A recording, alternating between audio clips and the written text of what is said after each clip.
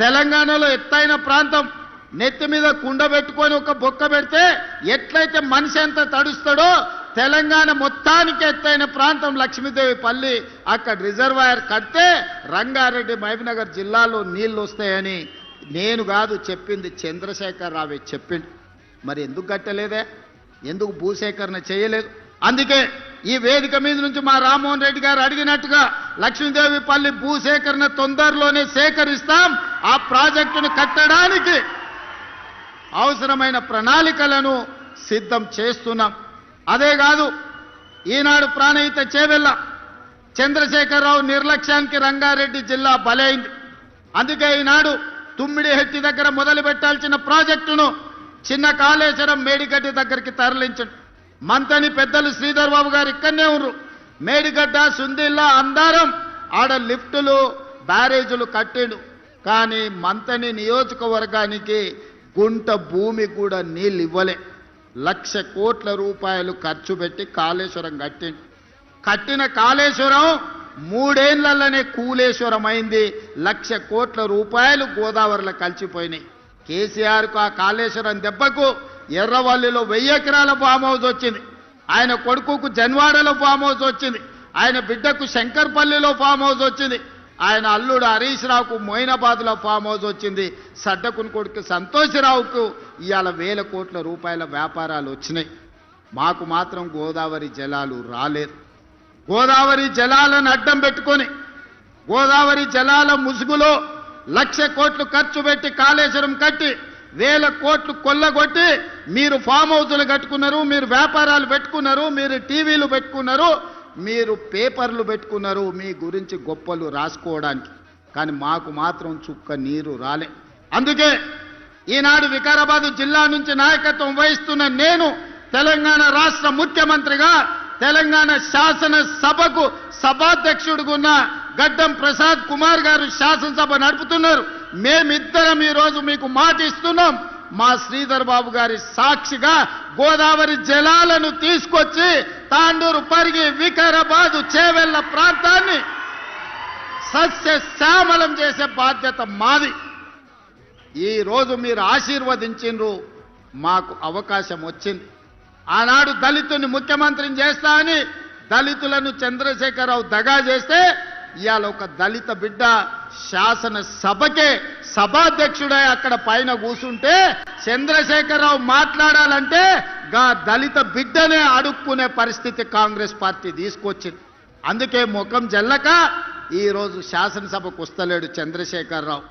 ఆయల్ల దళితులకు 3 ఎకరాల భూమి అన్నాడు, డబుల్ బెడ్రూమ్ ఇల్లు అన్నాడు, తెలంగాణ ముఖ్యమంత్రి అన్నాడు. అన్ని రకాలుగా దోకా ఆయన చేస్తే ఈనాడు ఒక స్పీకర్, 4 మంత్రి పదవులు దళితులకు ఇచ్చి ఈరోజు దళితులకు ఆత్మ గౌరవాన్ని మన పార్టీ, మన ప్రభుత్వం నిలబెట్టింది. సోదరులారా, శాసనసభ స్పీకర్గా వారు అత్యున్నతమైన పదవిలో ఉన్నాడు.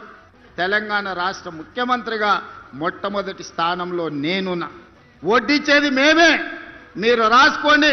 తాండూరుకు అండర్ గ్రౌండ్ డ్రైనేజీ ఇస్తాం, తాండూరుకి కాగ్నా నీళ్లు ఇస్తాం, తాగే నీళ్లు కాగ్నా నుంచి ఇచ్చే బాధ్యత మాది.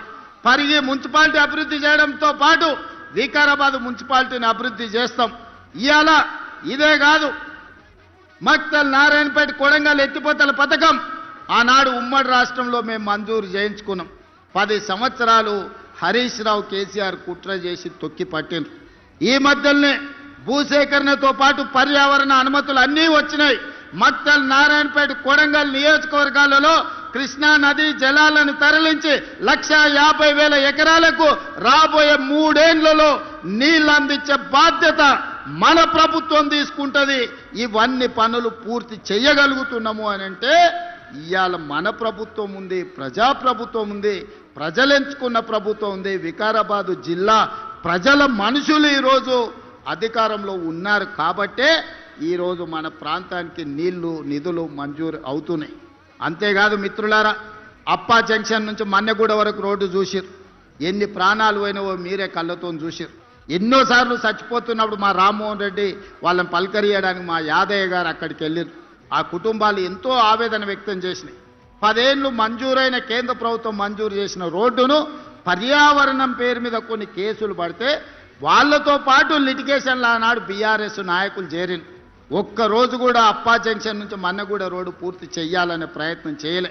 నేను వచ్చిన తర్వాత పదే పదే సమీక్షలు చేసి మా మిత్రుడు రామ్మోహన్ రెడ్డి గారికి చెప్పిన, ఏ విధంగానైనా నా పిటిషన్ వేసిన వాళ్ళను తీసుకురా, వాళ్ళని మాట్లాడు, వాళ్ళు ఏం సమస్య చెప్తుండ్రో అడుగు, ఆ సమస్యను పరిష్కరిద్దామని చెబితే ఒక్కడికి 10 సార్లు వాళ్ళ దగ్గరికి పోయి వాళ్ళతోని మాట్లాడి వాళ్ళని నా దగ్గరికి ముఖ్యమంత్రి దగ్గరికి తీసుకొస్తే వాళ్ళ ఏవైతే డిమాండ్లు ఉన్నాయో వాటన్నిటిని పరిష్కరించి ఈనాడు అప్పా జంక్షన్ నుంచి మన్నెగూడ వరకు రోడ్డు ఎంత వేగంగా జరుగుతుందో మీ కళ్ళతో చూశారు.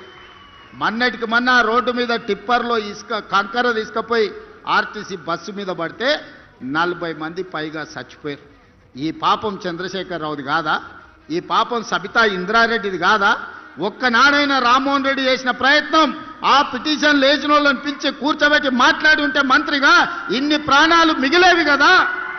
మీరు చేసిన పాపం కాదా? మీరు పాల్పడ్డ హత్యలు కాదా? పేదోళ్ళ ప్రాణం పట్ల మీకు విలువ లేదనడానికి ఇది ఒక ఉదాహరణ మాత్రమే.